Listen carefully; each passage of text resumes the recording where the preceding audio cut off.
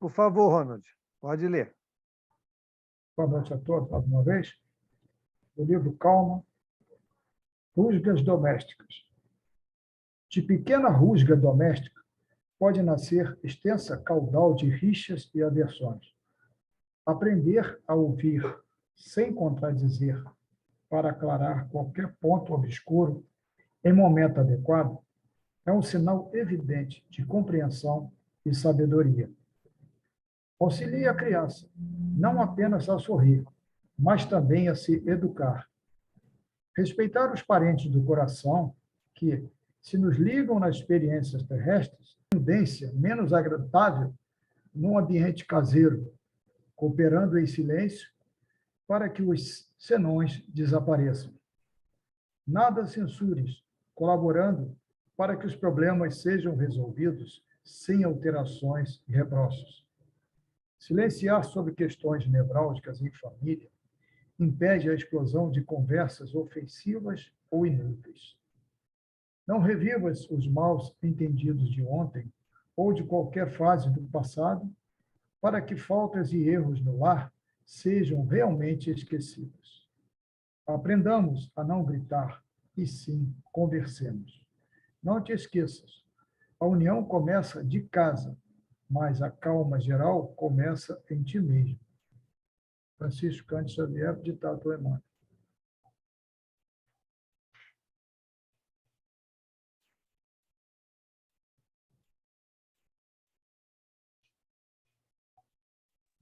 É uma lição realmente fantástica, né?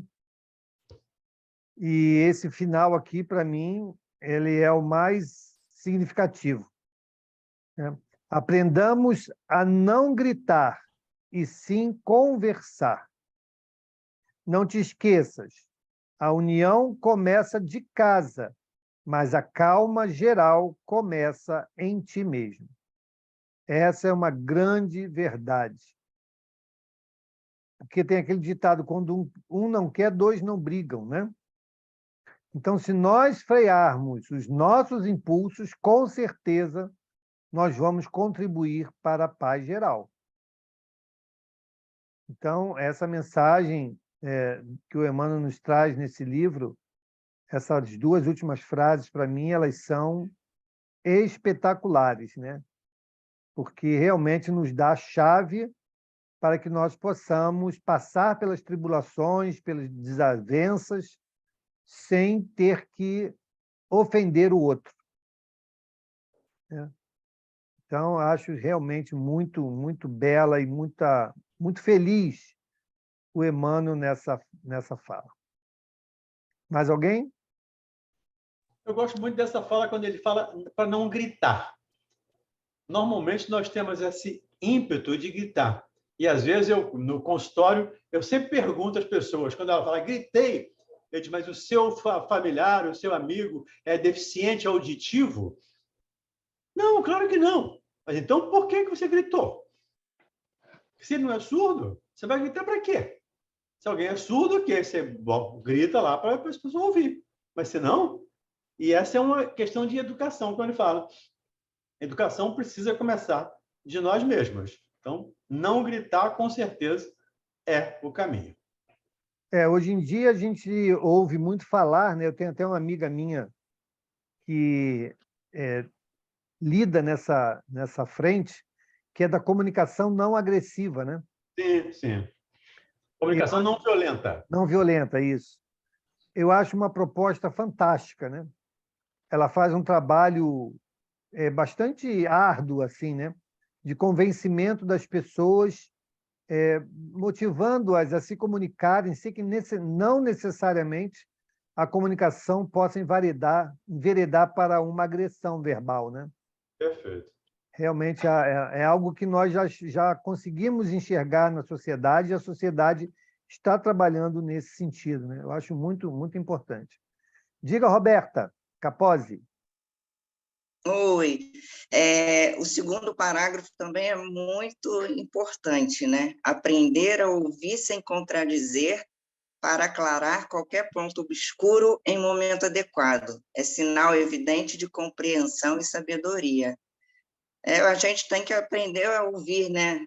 Às vezes a gente quer falar junto com o outro, e aí começa um aumentando o tom mais que o outro, e aí ninguém se entende, né? Verdade, Então, é importante também a gente aprender a ouvir e saber falar no momento certo, né? verdade. Obrigado, Roberto. Diga, Flavinha. Né? Eu acho que a maioria de nós somos muito reativos, né, a qualquer coisa que nos desagrade. Uma fala, uma atitude, a gente é muito reativo, e deixar de ser reativo é um trabalho constante. Quando eu li essa mensagem, me veio na mente aquela frase, né, você quer ter razão ou ser feliz? Porque é muito difícil a gente não ser reativo e não falar alto e não querer ter razão o tempo inteiro. Isso é uma coisa que a gente tem que realmente dominar na gente, porque às vezes quando você se cala, dá mais certo que você ficar brigando. Pode testar. Obrigado, Flavinha. Diga, Bel. Uma outra coisa interessante também é como a gente como em comunidade cultural. Por exemplo, quando eu vim para cá e eu falo em português e eles escutam, vocês estão brigando? Eles acham que a gente está brigando. E aí eu fui para o Brasil, a primeira vez que eu fui visitar o Brasil, depois de anos, eu sentei numa praça de alimentação, fiquei só prestando atenção. A gente realmente parece que está brigando. Eu não sei se porque a gente faz gesticula, né? E se altera, e aumenta a voz. Gente, eu não sei se vocês conhecem, mas portuguesa, eu sou criada em família portuguesa. Eu, quando encontro com as minhas irmãs, é que eu noto. Eu falo, Márcia, você está falando muito alto? Mas eu falo alto. Então, é a família inteira, que aí meus sobrinhos ficam, mas tia, a senhora também fala alto. Então, quer dizer, é até cultural, porque tem certas culturas que só falam baixinho. Eu não consigo fazer isso. Eu não sei por quê, eu queria tanto aprender, mas eu não consigo. É treino, Bel.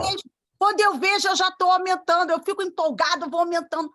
Então, a gente realmente tem que se educar até como cultura, né? Porque, realmente, gente, quem não conhece a gente acha que a gente está brigando, porque só de gesticular e falar alto. Obrigado, Bel. Diga, Íria.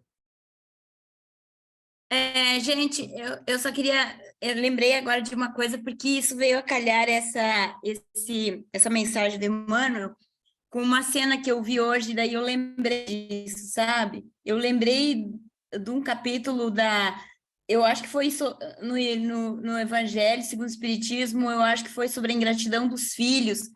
Eu lembrei disso quando eu vi minha sobrinha hoje gritando com a filha dela. Eu lembrei exatamente disso. Olha só que coincidência, agora vem essa mensagem.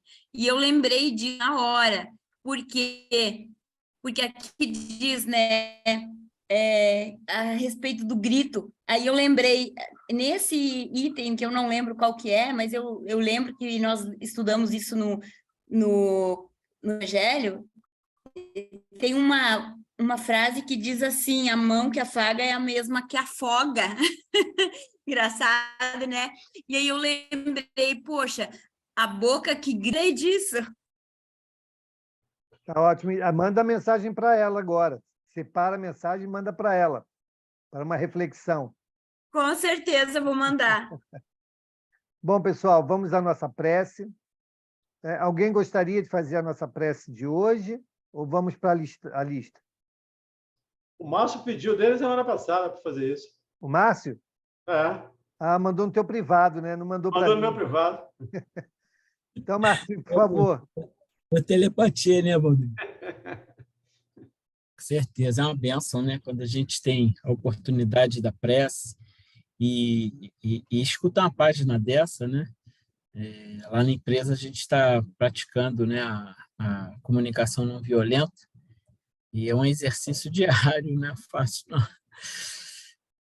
Bom, agradecendo ao Mestre Jesus por mais essa oportunidade aqui, reunidos em teu santo nome, para aprendermos um pouco mais, subirmos alguns degraus de conhecimento da sua doutrina reveladora, pedindo humildemente, mestre, que a paz se faça presente durante o estudo, que os nossos pensamentos fiquem totalmente voltados apenas para o aprendizado, que possamos, cada um de nós aqui, emanarmos fluidos maravilhosos, tanto para o estudo, quanto para aqueles necessitados. Que tenhamos uma noite de estudo enriquecedora e que os espíritos amigos, encaminhados por ti, mestre, governador desse planeta, possam nos auxiliar, abrindo nossas mentes e nos favorecendo ao entendimento dessa doutrina de luz. Fique conosco, hoje, agora e sempre, Senhor. Que assim seja. Graças a Deus. Muito bem. Onde nós paramos, pessoal? Na pergunta... 644? 644. 644. 644? Deixa eu chegar lá, por favor. Ok. Nossa oradora de hoje vai ser a Bel ainda? Ou alguém está Claro. com o coração? É, então tá. A oradora tem que trabalhar. Já que eu falo alto, aproveitar, né? Então vamos lá. 644. Para certos homens, o meio onde se acham colocados não representa a causa primária de muitos vícios e crimes. Sim, mas ainda há uma prova que o espírito, mas ainda aí há uma prova que o espírito escolheu, quando em liberdade, levado pelo desejo de expor-se à tentação para ter o mérito da resistência. Ok.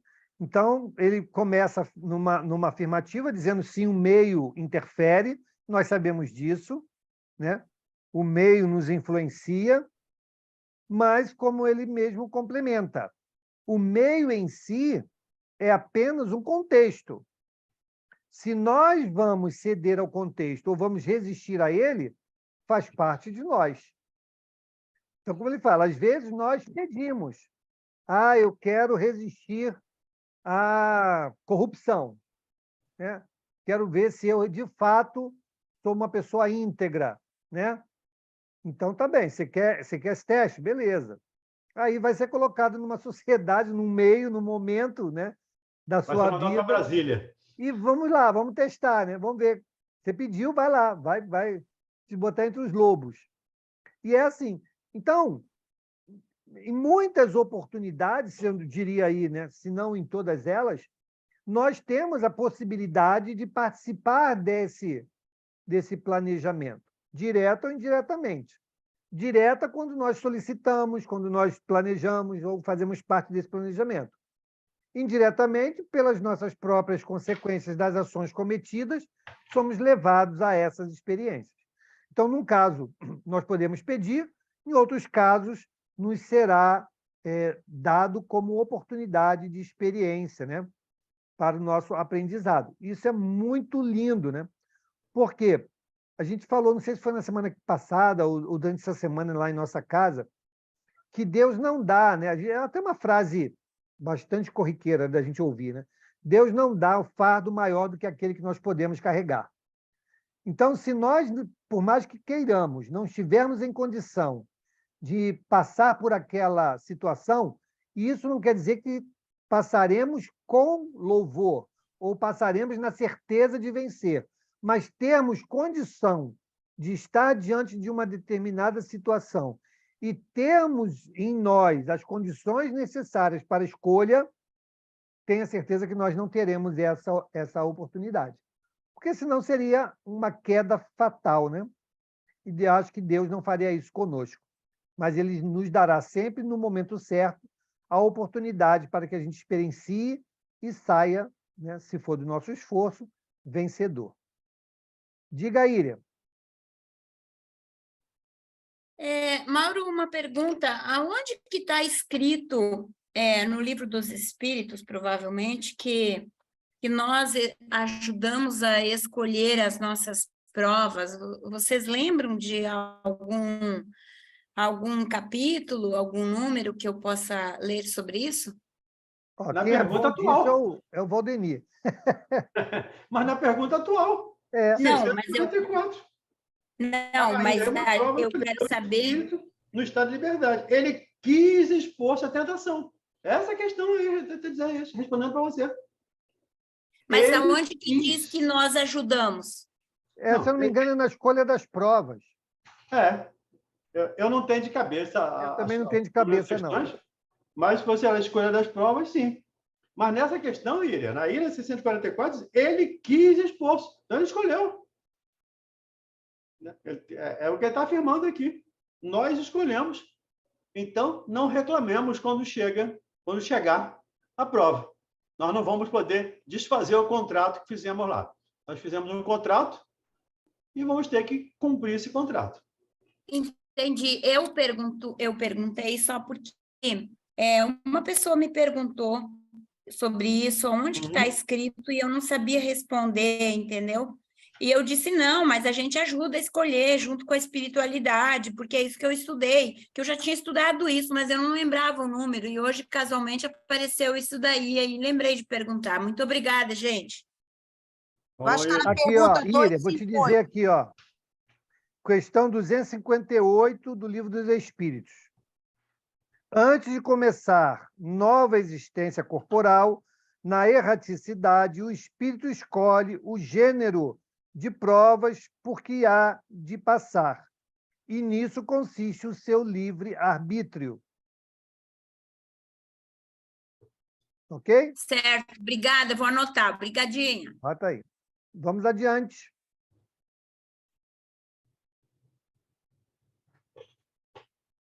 Vamos... Desculpe, 645. Quando o homem se acha, de certo modo, mergulhado na atmosfera do vício, o mal não se lhe torna um arrastamento quase irresistível? Arrastamento, sim. Irresistível, não.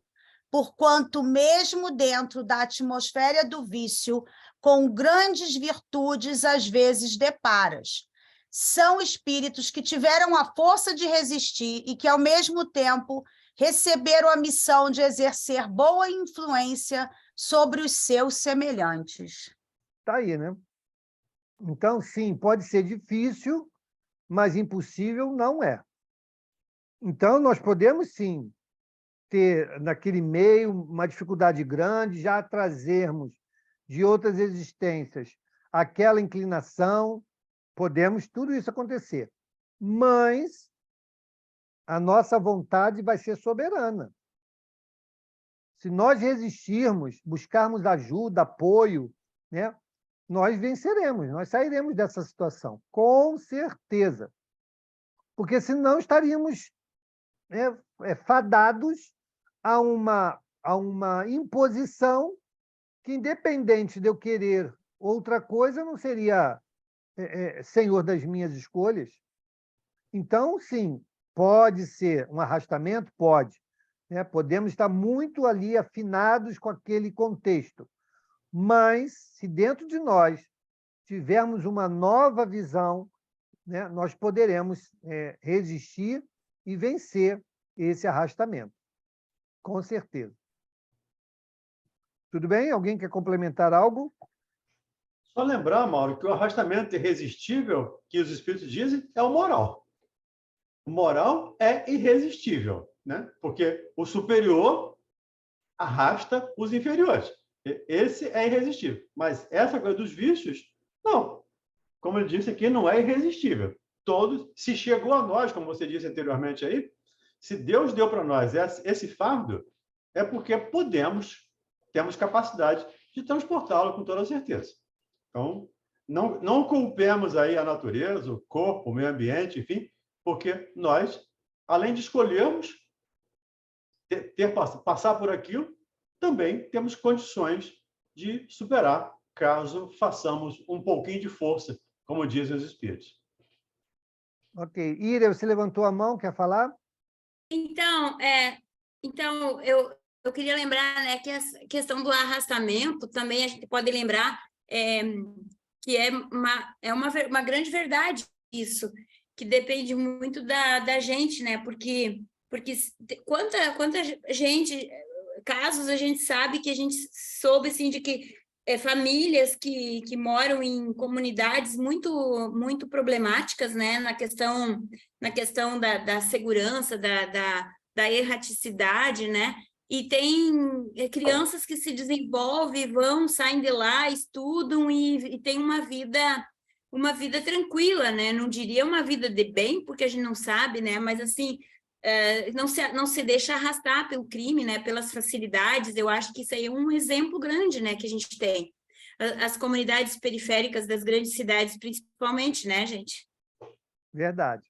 Diga, Pedro. Eu gostaria só de fazer uma pergunta.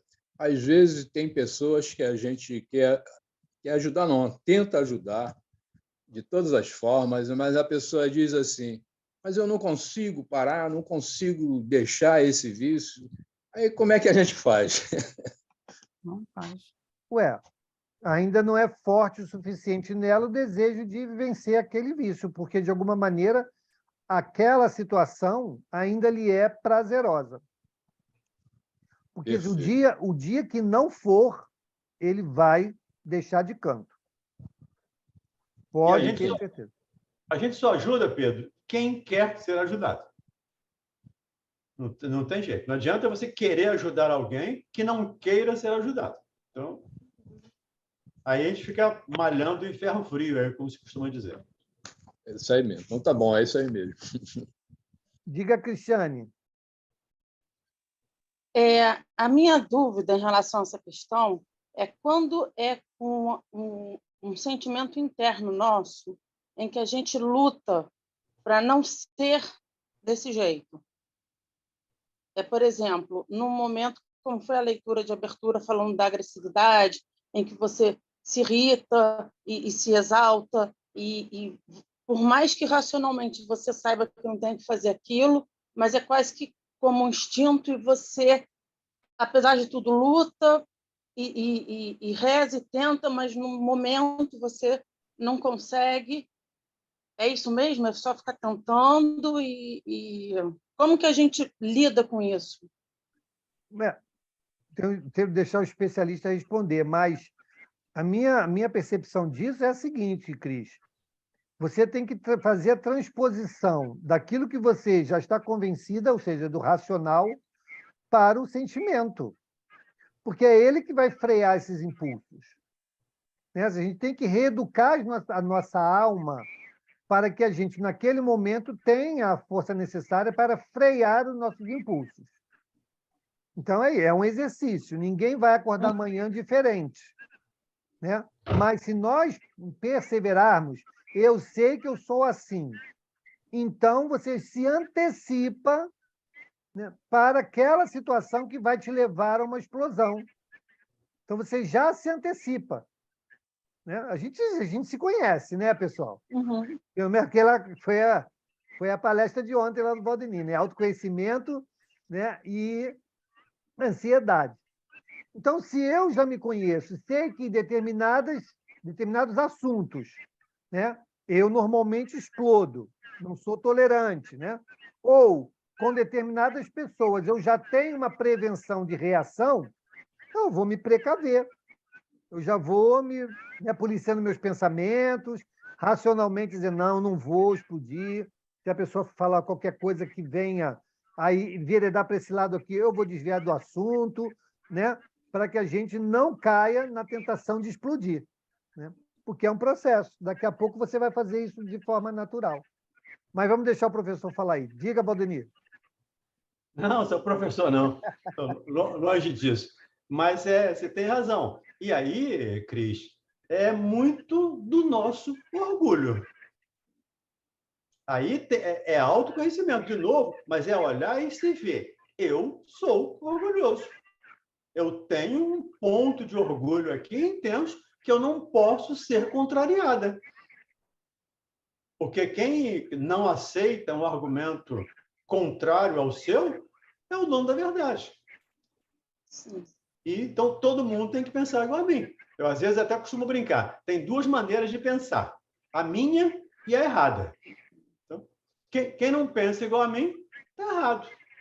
Então, essa é a ideia que nós precisamos estar atentos, aí o Mauro lembrou bem, eu já sabendo do meu ponto, eu preciso aprender, primeiro, a me desculpar. Eu cometi o equívoco, gritei, saí do sério, vou me desculpar. E eu vou me desculpar uma vez, 2, 3, daqui a pouco eu estou com vergonha de pedir desculpas. Eu vou começar a mudar o meu comportamento, a minha conduta. Então, é trabalhar o orgulho que ainda está intenso nessas situações, pelo menos assim que eu entendo. Tudo bem? Não, porque o que acontece é que, às vezes, isso acontece com a minha filha, eu tenho uma filha de 4 anos, e que ela enfrenta, desde bebezinha, ela enfrenta a gente. Então, você pede, fica quieta, não responde, aí ela enfrenta e ela não fica quieta, e aquela coisa de criança, que a gente sabe que a criança tira você do sério, e a criança vai na tua fraqueza e te irrita, e te provoca, e aí você cai naquela armadilha também de se deixar levar, mas é uma situação em que, às vezes, você já está exaltado com outras coisas e sucumbe nessa armadilha com a criança ali, e aí se exalta eu, se exalta meu marido, se exalta ela, e aí vira uma guerra, entendeu? Cristiane, tem uma fala do Cristo que diz que só lobos caem em armadilhas para lobos. Uhum. Então, isso não é por acaso que ele fala isso. E você usou a expressão, cai na armadilha. Só lobos caem em armadilhas para lobos. A tua menina, a gente não vai entrar nos detalhes aqui, mas, teoricamente, ela aprendeu isso em casa. Ou com alguém. Na escola, com a avó, ela aprendeu essa maneira com alguém. Ela pode aprender outras coisas. E aí a questão é, o que vocês... Eu só tenho perguntas, né? Não tenho resposta. Mas o que vocês estão ensinando para ela? O que ela está aprendendo com vocês? Na observação, né, Valdemir? Hein? Às vezes, só na observação, ela assimila um determinado comportamento. Criança absorve tudo. Você pensa que ela está brincando, que ela está dormindo, que ela está ouvindo, ela está observando tudo, observando e absorvendo tudo. Então, tem um professor aí que está ensinando a ela, um professor ou outros, ou professores, ensinando a ela a ser dessa maneira. Cabe a você, especialmente, e ao seu marido, rever isso. Mas, lembrando aqui a fala de Francisco de Assis, quando ele mandou os discípulos dele pregarem. Vão pregar o evangelho. Se for preciso, use palavras. Eduque a sua filha. Se for preciso, use palavras. Mas ela só vai aprender com seus exemplos. Se não tiver o exemplo, não tem jeito. Ela não vai absorver esse ensinamento. Isso é verdade. Obrigada. Pedrão. Mauro teve uma vez no programa Respondendo aos Ouvintes que uma pessoa solicitou uma ajuda, né? Aí, justamente com relação a esse momento em que a gente está numa situação de explodir ou qualquer coisa assim, aí você ensinou, deu uma dica para a gente. Não quero. Não sei se você se lembra. Sim. Não quero. Então, toda vez que a gente for encontrar uma situação dessa, não quero. Eu aprendi isso, está dando certo, hein? Que bom. Que bom. Diga, Íria. Professores e colegas, eu estou até com vergonha de falar de novo, mas eu achei esse assunto tão importante, eu queria colocar um fato aqui. Essa questão, acho que foi o Pedro que trouxe antes, a questão assim da pessoa que tem um vício, e mas eu não consigo, né? E tem um outro exemplo, eu tenho uma pessoa da família que ela é extremamente obesa, e não sei se dá para dizer que isso é um vício, talvez sim, talvez não. E hoje nós estávamos ainda falando e ela me disse assim, eu preciso emagrecer, eu vi que você emagreceu, o que tu fez? Eu falei, eu não fiz nada, ocorre que eu emagreci até sem querer, eu estava uns 7 quilos acima do meu peso. E eu emagreci mais do que isso, porque eu comecei a querer aprender a fazer meditação, e aí eu vi muitos vídeos e tal, e aí o professor sempre falava assim, a professora, se vocês querem fazer meditação, é bom fazer com a barriga vazia. E eu comecei a praticar essa meditação todas as noites. E aí eu fiquei pensando, de noite é a hora que eu mais sinto fome. E eu pensei assim, mas eu quero fazer o quê? Eu quero meditar, eu quero aprender a meditar, eu quero seguir, eu quero alcançar isso. E eu não conseguia meditar, eu não conseguia, assim, acalmar a mente. Aí comecei com 3 minutos, 10 minutos, 20 minutos. Hoje eu faço 1 hora e 15 de meditação e tá tudo bem. E eu parei de jantar, eu não comia mais à noite, eu não como mais à noite. Meu último horário de comer é tipo 5h30, 6 horas, como um lanche e acabou, não como mais nada. E ela falou, ai, mas eu não consigo fazer isso, porque à noite é a hora que eu mais sinto fome. E eu falei, eu também sinto mais fome à noite. Mas aí eu fiquei pensando para mim, mas o que eu quero? Eu quero encher a barriga ou eu quero meditar? A coisa mais forte para mim era alcançar meu objetivo, que era conseguir meditar mais tempo. E de barriga cheia é muito difícil, porque daí dava sono, sabe?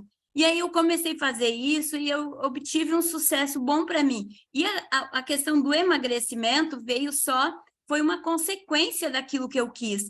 E aí eu ouvi muito isso, acho que foi o Pedro que falou antes, mas eu não consigo. E essa questão do eu não consigo, essa negatividade, às vezes está dentro de uma pessoa e ela nem tenta fazer, porque ela diz que simplesmente não consegue. E eu acho isso é muito importante, a gente ter claro o que eu quero, o que eu desejo, o que eu posso, o vício do cigarro, o vício da bebida, o vício da droga, eu acho que tudo começa por aí. É do eu querer, né? O que eu quero. Então, nós temos que buscar isso, ser mais forte do que aquela vontade. Sabe por que eu pensava? Eu pensava assim, eu tô com fome, mas até amanhã de manhã eu não vou morrer de fome. Não vou morrer de fome. Isso me bastou. Aí, não comer mais. E eu obtive isso, assim, foi uma consequência. Eu estou muito feliz por isso. Mas é muito difícil, muito complicado você falar isso para a pessoa e dizer assim, tá dentro de você, cara. Vai, busca, tá dentro de ti. Busca isso, né? Por isso que ninguém muda ninguém. Exatamente. O seu querer, às vezes, não é o querer do outro. Sim. O querer seu é capaz de te mudar. Como você deu um exemplo. Você botou uma prioridade na sua vida. Exatamente. E botou as outras coisas em segundo plano. E perseverou, e alcançou. Porque o seu querer. Mas se fosse alguém falando para você, não ia alterar o seu querer, entendeu? Exatamente. É por isso que a gente não consegue mudar ninguém. Só o próprio é capaz de colocar em sua vida novas propostas que vão levar a novos resultados. E o que eu falei para essa pessoa também, assim, Mauro, veja só, o que isso está te fazendo de mal? Ela está com 135 quilos, o marido também está super obeso, e o nenê, de 2 aninhos, já está ficando obeso também. Aí eu falei assim, tu tem que ver dentro de ti o que tu quer. Foi isso que eu falei. Mas a pessoa não consegue entender, é complicado, não consegue entender, gente, não consegue. Cada um a seu tempo. Diga, Flavinha. Eu queria falar uma coisa para a Cristiane rapidinho. É uma dica, tá, Cristiane? Um conselho, porque o meu sobrinho é igualzinho a sua menina. E eu não sei se você já levou sua menina em algum neurologista, porque tem um transtorno que chama TOD, transtorno positivo desafiador.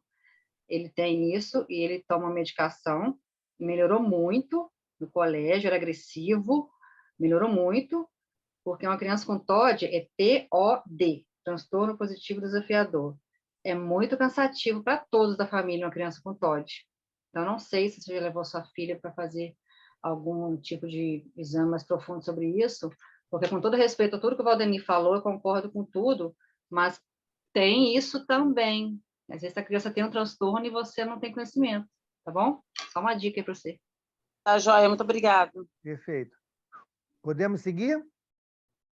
Vamos lá, Bel. 646. Estará subordinado a determinadas condições o mérito do bem que se pratique? Por outra, será de diferentes graus o mérito que resulta da prática do bem? O mérito do bem está na dificuldade em praticá-lo. Nenhum merecimento há de fazê-lo sem esforço e quando nada custe. Em melhor conta tem Deus o pobre que divide com o outro seu único pedaço de pão do que o rico que apenas dá do que lhe sobra. Disse-lhe o Jesus, propósito do óbolo da viúva. Ok. É clara a resposta, né, gente? Acho que não cabe nem comentário. Quanto maior é o desafio que nós temos que vencer para alcançar um resultado, maior mérito tem. É essa a questão. Em tudo, né? Em vencer os nossos vícios, em sedimentar uma virtude, né? Vencer barreiras, impedimentos. Tudo isso são os desafios que nós somos colocados. Se vamos nos esforçar de fato, depende de cada um de nós. E o mérito estará sempre atrelado ao tamanho do esforço. Então, é assim, a resposta é muito clara, né? Qualquer um de nós que tivermos aí o mínimo de interesse, de queremos saber qual o caminho a seguir, está aqui a resposta. Então, se nós fizermos com verdade, com honestidade, com sinceridade, o trabalho, né, de autoeducação para a transformação de nós mesmos, todos nós seremos capazes de alcançar o resultado. E o mérito será proporcional ao tamanho do esforço que fez, né, para vencer as suas próprias inclinações, né, ainda dificultosas. Maurinho? Oi, Bel. Claro que concordando com tudo que você falou, mas, por exemplo, nenhum merecimento também não, porque, por exemplo, é melhor o rico dar o que sobra que não dá nada, no que não dá. Sim, começa Isso que daí, agora. né? Começa daí, né, Bel? Então, quer dizer, exatamente, claro que ele ainda está muito longe, que não teve nenhum sacrifício, mas pelo menos ele deu o que sobra, quer dizer, é um começo, né? Sim, é o começo de desprendimento, né? Porque se ele fosse avarento, nem isso ele daria. Sim. Então já começa com um processo de se livrar da avareza. E foi Emmanuel, né? Emmanuel, acho que foi Emmanuel que falou, né, que todo bem que nós fizermos é nosso advogado onde quer que estejamos. E isso é uma verdade, né? Você vê lá o caso do próprio André Luiz, né? O cara era ruim de fazer alguma coisa gratuitamente, desinteressadamente, em prol do outro. Mas o pouco que ele fez, mesmo contrariado, contou a favor dele. Né? Então, realmente, é isso que a Bel falou. Ou seja, a resposta dos espíritos aqui ela é muito cartesiana, né? Mas a gente sabe que tudo que nós fazemos é aproveitado, é levado em consideração. Então, se hoje eu sou capaz, posso fazer muito mais, mas sou capaz de fazer isso aqui, tudo bem, olha, você podia ter feito mais, podia ter aproveitado melhor os recursos que você teve. Mas você fez isso aqui, ok, é proporcional ao benefício que você vai alcançar. Então, é sempre assim. E isso também nos ajuda a entender que não existe mérito, mérito existe. O que não existe é favorecimento. Não existe favorecimento nas leis de Deus. Então, tudo é proporcional ao nosso esforço, né, ao bem que fizemos, aos tropeços que demos. Tudo é proporcional. Tudo está atrelado com aquilo que nós estamos escolhendo. Então, se escolheu isso, proporcional é isso. Escolheu aquilo, proporcional é aquilo. E assim vamos seguindo. Tudo bem? Lembrando, Mauro, para quem quiser se aprofundar um pouquinho nessa questão, tem a parábola do Lázaro e do mal rico, né? Isso. Então, vai lá depois, Mendigo, dá uma né? estudada na parábola. Ele aprofunda esse tema aqui na parábola. Verdade. Tudo bem? Podemos seguir? Vamos lá, Bel. Entra agora na divisão da lei natural, 647. A lei de Deus se acha contida toda no preceito do amor ao próximo ensinado por Jesus? Certamente, esse preceito encerra todos os deveres dos homens um para com os outros. Cumpre, porém, se lhes mostre a aplicação que comporta, do contrário, deixarão de cumpri-lo, como fazem presentemente. Ademais, a lei natural abrange todas as circunstâncias da vida, e tal preceito compreende só uma parte da lei. Aos homens são necessárias regras precisas. Os preceitos gerais e muito vagos deixam um grande número de portas abertas à interpretação. E aí que é a nossa casca de banana, é a nossa interpretação. Porque nós vamos fazer a interpretação de acordo com o nosso nível de entendimento e de moralidade. Então, a depender da minha interpretação, levando em consideração esses parâmetros, eu posso muito bem entender da maneira como eu queira, fazer a distorção que me interessa e achar que está tudo certo. Então, realmente, nós temos que ter essa preocupação, né, de entendermos corretamente aquilo que nos foi apresentado. E uma coisa que eu acho muito interessante quando ele fala aqui, né, que o preceito do amor ao próximo, mas Jesus complementou, né? Ama teu próximo como a ti mesmo. Então, tem um condicionante. E é aí que entra essa variação. Quantos de nós, primeiro, entendemos o que é o amor? Quantos de nós aplica isso a si próprio? Para depois de nós partir para o próximo. Então, amar o próximo como a ti mesmo realmente encerra tudo isso. Mas, à medida que nós aprendemos o que é o amor, né, na sua plenitude, nós vamos amar também em plenitude, proporcional a esse entendimento e a essa disposição de amar. Então, realmente, como ele fala ali, né? Tem muitas coisas que a gente deixa, mas o que é o amor? Né? O amor é um sentimento único, ou o amor é uma composição de várias virtudes aplicadas ali. Né? Será que ter paciência com o próximo é amar? Será que ser fraterno é amar? Será que ter desprendimento das suas coisas e oferecer ao próximo, como foi da pergunta anterior, é amar? Né? Fazer a caridade é amar. Então, se nós entendemos que cada pedacinho desse compõe a palavra amor, aí nós vamos, à medida que nós vamos colocando a peça em nós vamos ampliando essa capacidade de amar. E aí sim, à medida que eu me amar dessa maneira, eu estarei amando aqueles que estão à minha volta também da mesma forma.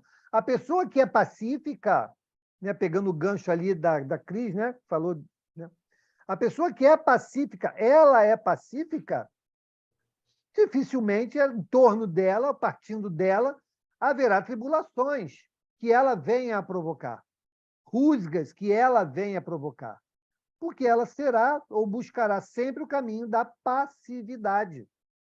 Então, essas conquistas que nós temos aí, né, muito caminhão ainda para arrastar até alcançar, fará com que essa máxima de Jesus um dia esteja plenamente aplicada e vivida, né, por todos nós. Diga, Suzy. Essa fala, né, que você colocou, que nós interpretamos tudo, a vida, tudo nós interpretamos de acordo com o nosso nível moral, não é? E intelectual. Me fez lembrar uma passagem da minha vida há muitos anos atrás. Uma pessoa da minha família toda evangélica, toda, parte de pai, parte de mãe, todos pastores, missionários, muitos missionários andam pelo Brasil afora. E aí eu estava lendo lá, humildemente, quietinha no meu canto, eu estava lendo um livro da Zíbia, né? Ninguém é de Ninguém. E essa pessoa da minha família é pastor. E ele passou, olhou e falou assim, esse livro deve ser um bacanal, livro de bacanal.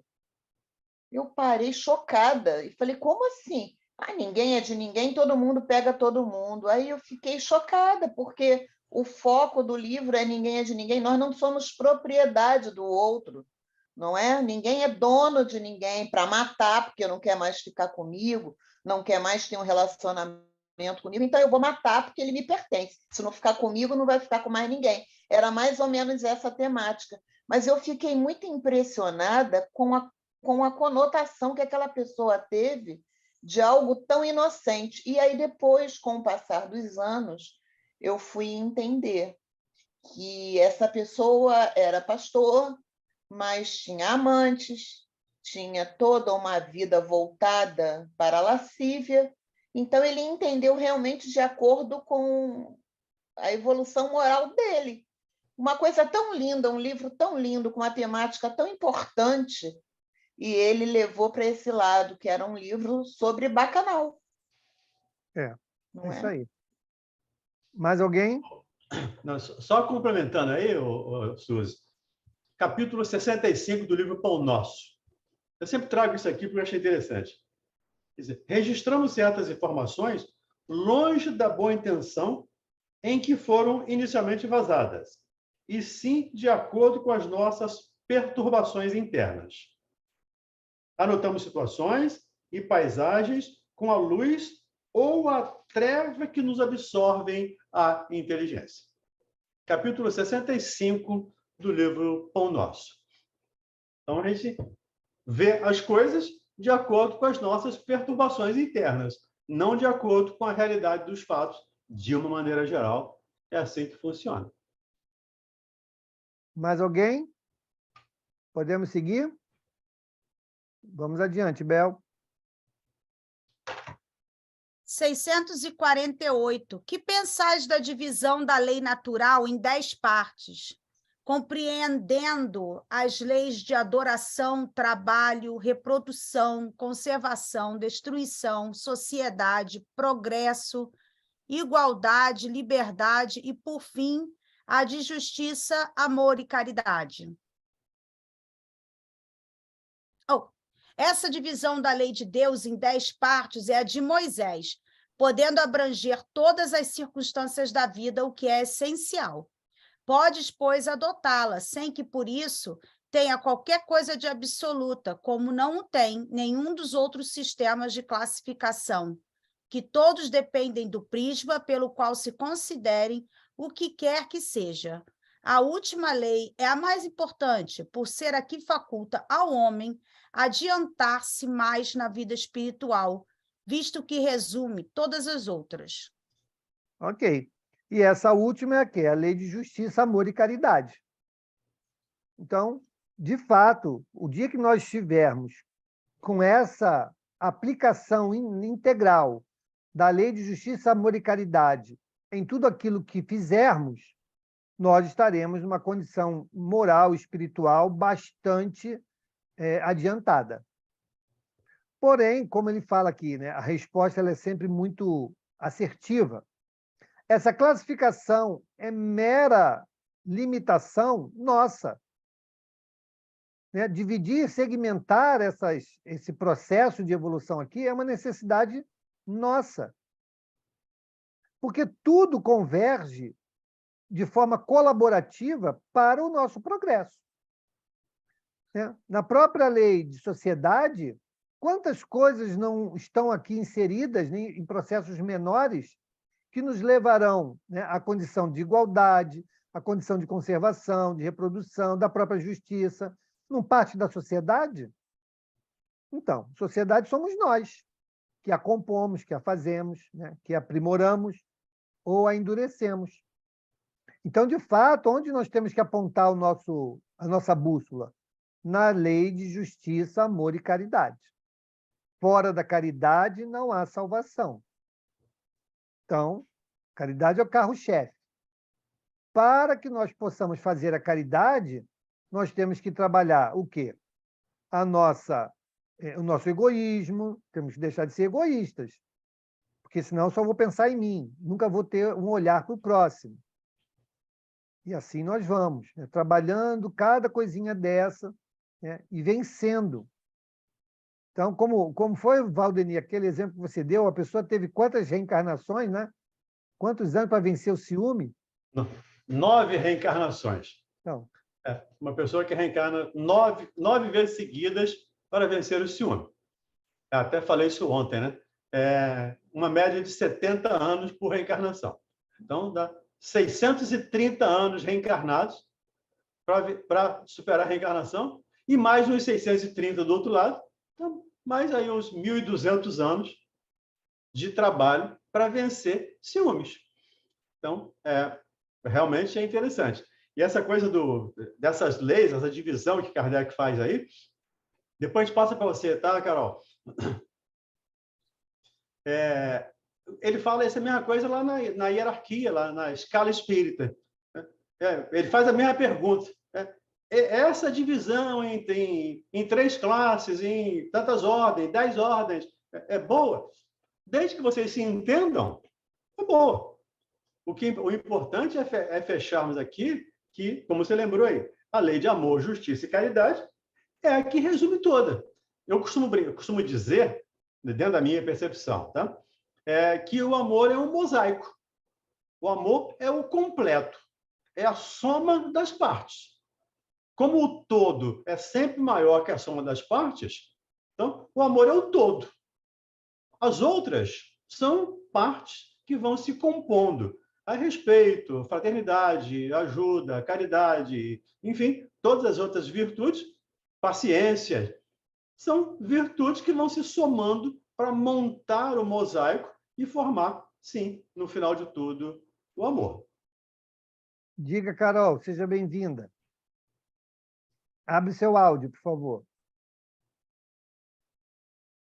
Tem que ser fechado porque é criança, é cachorro, tem muita... vai atrapalhar muito.